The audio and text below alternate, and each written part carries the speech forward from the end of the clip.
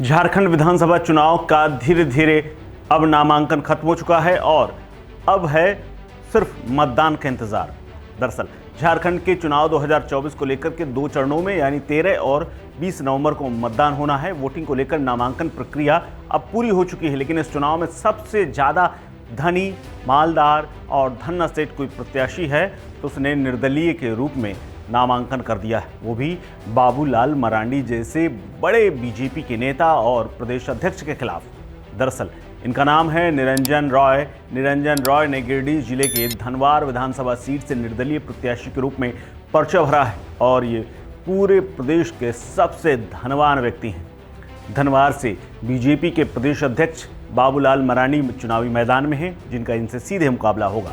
धनवार विधानसभा seat के लिए नामांकन दाखिल करने वाले निरंजन राय की ओर से शपथ पत्र में जो चुनाव आयोग को अपनी संपत्ति के बारे में जानकारी दी गई है, उस जानकारी के मुताबिक उनके पास 137 करोड़ 36 लाख रुपए हैं। 45 साल के निरंजन रॉय के खिलाफ कोई आपराधिक मामला नहीं, लेकिन सामाजिक तौर पर कार्यकर्ता और समाज सेवी के रूप में इनकी पूरे इलाके में पहचान है। निरंजन राय के शपथ पत्र के मुताबिक उनकी सालाना आमदनी करीब 13 करोड़ रुपए है, साल की यानी महीने की करीब 1.25 करोड़ रुपए से ऊपर। उनकी पत्नी की आय 38 लाख रुपए है, बच्चों की आमदनी भी 3 करोड़ रुपए है। उन्होंने वित्तीय वर्ष 2023 और 24 में दाखिल किए गए आयकर रिटर्न का भी इसमें उल्लेख किया। उनके नाम की कुल 130 करोड़ 80 लाख रुपए की चल और अचल संपत्ति दिखाई गई है। वहीं पत्नी के नाम 6 करोड़ 11 लाख रुपए की संपत्ति है। निरंजन राय बीजेपी से बगावत करने के बाद निर्दलीय चुनाव मैदान में उतरे हैं और उन्होंने पर्चा दाखिल किया है।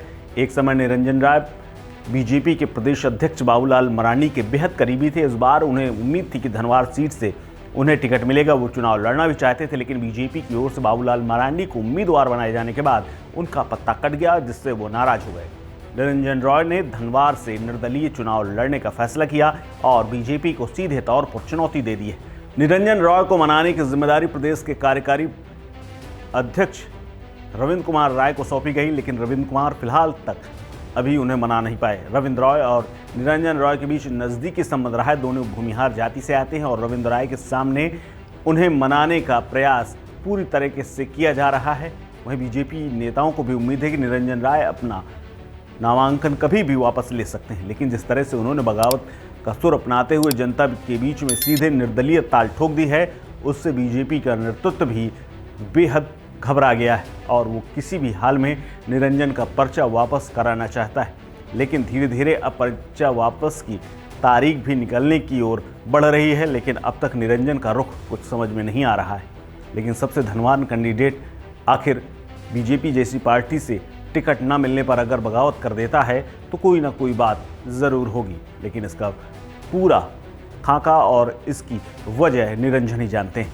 लेकिन अब चुनाव में निरंजन का क्या होगा? क्या वो पर्चा वापस ले लेंगे या बीजेपी उन्हें कुछ नया अपना पद या कोई बड़ी बात देने की बात कह सकती है, या उन्हें सरकार बनने के बाद कोई आश्वासन मिलेगा? ये देखने वाली बात है और ये सब निर्भर करेगा निरंजन के पर्चा वापस लेने के बाद। फिलहाल इस खबर में इतना ही। अपडेट्स के लिए बने रहिए वन इंडिया हिंदी के साथ। नमस्कार।